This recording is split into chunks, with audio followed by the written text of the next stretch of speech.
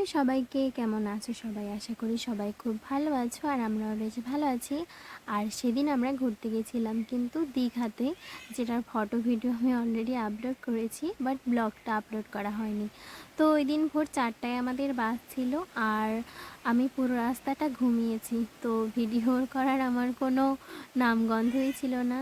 150 কিমি রাস্তা আমি 100 কিমি ঘুমিয়েছি, কারণ যেহেতু ভোর 4টায় বাস ছিল। আমি গিয়ে বাসে উঠেই ঘুম দিয়েছি আর একদম ঘুম ভেঙেছে। দীঘায় এসেছি তখন। তো আমরা এসে ব্রেকফাস্ট করে চলে গেছি একদম বিচে, কারণ আমরা এখন স্নান করব সবাই মিলে। আর এখানে গিয়ে দেখি ওরে ঢেউ, কী যে বলবো, আমি যে কত জল খেয়েছি আর আমার কানে যে কত জল গেছে তার কি বলবো। যাই হোক, আমরা গিয়ে এখানে একদম নেমে গেছিলাম সমুদ্রে স্নান করার জন্য। আর আমাদের কিন্তু এখানে ভীষণ মজা হচ্ছিল। আমার ভয়ও লাগছিল ঠিকই, কিন্তু মজাও হচ্ছিল, কারণ ঢেউগুলো এত বড় বড় না, মানে দাঁড়িয়ে থাকা যায় না, এত বড় ঢেউ। তো আমরা ওখানে অনেক অনেক মজা করছিলাম। তো আমি তো আবার আমার ফোনটা নিয়ে গেছিলাম, সেই জন্য ভালো করে স্নানও করতে পারছিলাম না, কারণ আমার ভীষণ ভয় লাগছিল যে আমার ফোনটা না পড়ে যায়। কারণ কি বলতো, সত্যি এত বড় বড় ঢেউ না, মানে আমাদের কুয়াকাটার থেকে অনেক বড়ই ঢেউ। আমি যতবার কুয়াকাটায় গেছি এত বড় ঢেউ আমি একবারও দেখিনি। এরপরে আমরা রুমে এসে ফ্রেশ হই, আর ফ্রেশ হয়ে চলে গেছিলাম কিন্তু আমরা উদয়পুর সি বিচটা। ওখানে গিয়ে ভালো কাঁকড়া, তারপর ফিশ ফ্রাই এগুলো পাওয়া যায়। তো আমরা এখানে চলে এসেছিলাম সেটা খাওয়ার জন্য। বিশেষ করে মন্ত্রীদের কাঁকড়া খুব পছন্দ, সেজন্য দিদি গিয়ে কাঁকড়া খাওয়ার জন্য এখানে এসেছে। আর গিয়ে আমরা ওখান থেকে কাঁকড়া নিই, আর গিয়ে লোটে মাছ, ওটা ফ্রাই নিয়েছিলাম। আর তারপরে আমরা ওখান দিয়ে খেয়ে চলে এসেছি। আর আমরা আর দুপুরে লাঞ্চ করিনি কেউ, কারণ ওই সব খেয়ে আমাদের পেট ভরে গেছে। তারপরে গিয়ে আমরা এই বিকালবেলা রেডি হচ্ছি, আর রেডি হয়ে আমরা এখন বেরোবো। আর এই টাইমে আমাদের যে কী খিদে পেয়েছিল জানো না। সমুদ্রে স্নান করলে তো অনেক এনার্জি চলে যায়, তারপর খিদেও পায়। তো আমরা তো দুপুরে ওই অল্প স্বল্প খেয়েছি, সেই জন্য গিয়ে আমাদের ভীষণ খিদে পেয়ে গেছে। তাই আমরা বাইরে গিয়ে প্রথমে গিয়ে খেয়ে নিয়েছিলাম। আর তারপর আমরা ওখান থেকে চা খাই। তারপরে অনেক টাইম আমরা গিয়ে বিচের পাশে বসে থাকি। কি সুন্দর হাওয়া দিচ্ছিল এখানে জানো, আর সমুদ্রের সাউন্ড যেটা তো সবাই জানোই। তো আমরা ওখানে বসে সবাই অনেক গল্প করছিলাম, আর গিয়ে এখানে বসে বসে সমুদ্র দেখছিলাম। আর আমাদের ভীষণ ভীষণ ভালো লাগছিল সত্যি বলতে। যেটা আমি সমুদ্রে গেলে আমার সবথেকে প্রিয় জিনিস কি হয় জানো, সমুদ্রের সাউন্ড শোনা। আমার এত ভাল লাগে না, ওই ঢেউয়ের সাউন্ডগুলো যখন আসে আমার মানে মনটাই ভালো হয়ে যায়, এরকম একটা ব্যাপার। তো এবার সমুদ্র আমি বেশ অনেক দিন পর দেখলাম। লাস্ট কবে কুয়াকাটা গেছি আমি সেটা ভুলে গেছি, মনে হয় 2024-এ গেছিলাম, হ্যাঁ। তো তারপরে আমরা গিয়ে খাবার টাবার নিয়ে এসেছিলাম রাতেরটা, আর তারপরে আমরা ঘুমিয়ে যাই ওই দিন, কারণ আমরা অনেক টায়ার্ড ছিলাম। আর এরপরে এটা গিয়ে পরের দিন সকালবেলা। সকালবেলা উঠে আমরা রেডি হয়ে একদম চলে গেছিলাম মোহনায়। মোহনায় গিয়ে অনেক মাছ পাওয়া যায়, সামুদ্রিক যত মাছই আছে ওগুলো সেখানে পাওয়া যায়। আর ওখান দিয়ে আমরা একটা গাড়ি করেছিলাম, গাড়ি করে আমরা চলে গেছিলাম একদম মোহনায়।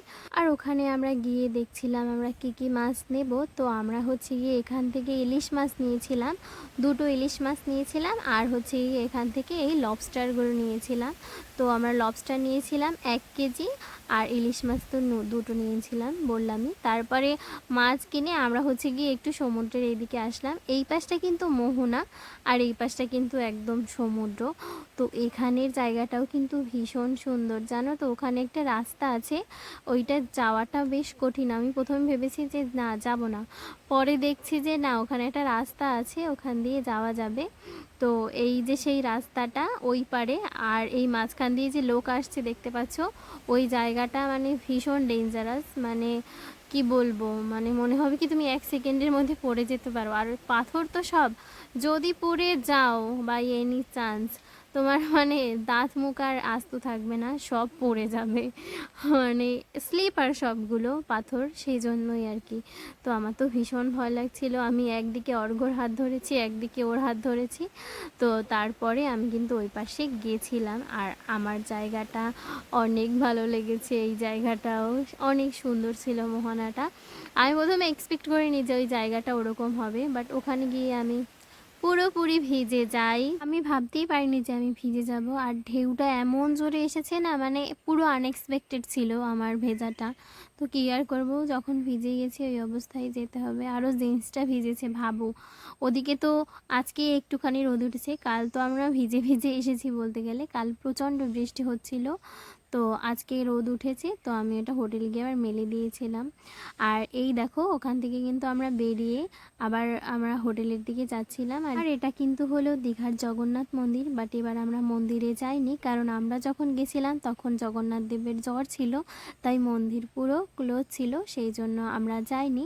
তো ওখান থেকে এসে আমরা ব্রেকফাস্ট করেছি, আর তারপর কিন্তু আমাদের মাছগুলো দিয়ে দিয়েছিলাম রান্না করতে। এখানে এরকমই নিয়ম, রেস্টুরেন্ট থাকে ওখানে মাছ কিনে দিলে তারা কিন্তু রান্না করে দেয়। তো তারপরে কিন্তু আমরা হোটেলে গিয়ে ঘুমিয়ে পড়েছিলাম। আর বাকিরা সবাই হচ্ছে গিয়ে আবার ওরা গিয়ে স্নান করেছে বিচে, বাট আমি আর দিদি যাইনি, আমরা ঘরেই ছিলাম।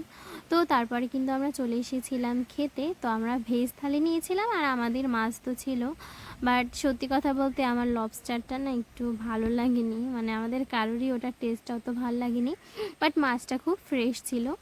আর তারপরে আমরা খেয়ে টেয়ে আবার চলে গেছিলাম একটুখানি সমুদ্রের ওখানে, কারণ এরপরেই আমরা বেরিয়ে যাব। আমাদের ট্রেন ছিল রাত 7:20-তে। আমরা ওখানে গিয়ে একটু বসেছিলাম সবাই, তারপরে একটু ছবি টবি তুলছিলাম আর কি। সেরকম তো আমরা ছবি তুলিনি, তো সেই জন্য গিয়ে সবাই ওখানে ছবি তুলছিলাম, ভিডিও করছিলাম, কারণ একটু পরেই আমরা বেরোবো। আর এখান থেকে আমরা যখন গেছি তখন প্রায় 5টা বাজে, তারপরেই বেরিয়ে গেছি। আর আমি এখানে বলছিলাম অর্ঘ্য আমাকে একটু ভিডিও করে দাও, কারণ ও একদিকে ভিডিও করছে আর আবার আমিও ভিডিও করছি। তো আমি বলছি আমাকে একটু বসছি, আমাকে একটু আমার কয়েকটা ভিডিও নাও। তো অর্ঘ্য হচ্ছে গিয়ে আমাকে ওখানে ভিডিও করে দিচ্ছিলো। আমি আর অর্ঘ্যই মূলত নিচের দিকে গেছিলাম, আর দিদি তারপরে আর সবাই হচ্ছে গিয়ে উপরের দিকে ওখানে বসেছিল। তারপরে আমরা কিন্তু রুমে চলে এসেছি, আর রুমে চলে এসে একদম হচ্ছে গিয়ে রেডি হয়ে গেছি, সব কিছু গুছিয়ে টুছিয়ে একদম রেডি। বাট এরপর আমার সাথে যা যা হবে সেটা খুবই জঘন্যতম ছিল।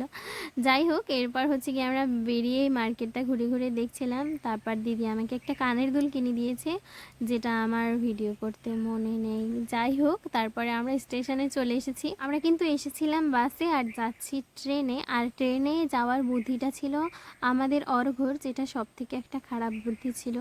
যাই হোক, আমাদের ট্রেন ছিল 7:20-তে, বাট সেই ট্রেনটা দীঘা স্টেশনে আসতে 8:30 বেজে যায়, মানে 1 ঘন্টা 20 মিনিটের মতো লেট করেছিল।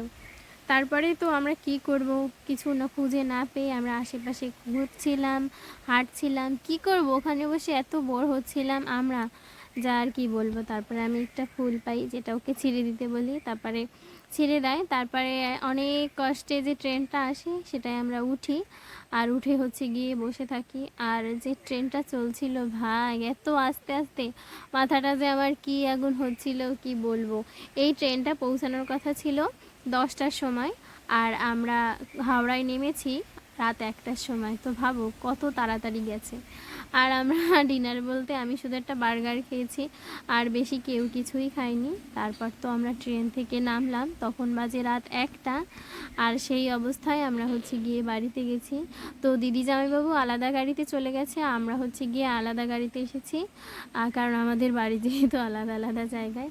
তো আমরা 4জন একসাথে গেছি, আর হচ্ছে গিয়ে দিদিরা আলাদা গেছে। আর তখন আমরা রাত 1টার সময় হাওড়া ব্রিজ থেকে যাচ্ছিলাম, আর রাত 2টোর সময় আমরা বাড়িতে পৌঁছাই। তো এটাই ছিল আমাদের আজকেকার ভিডিও। টাটা সবাইকে।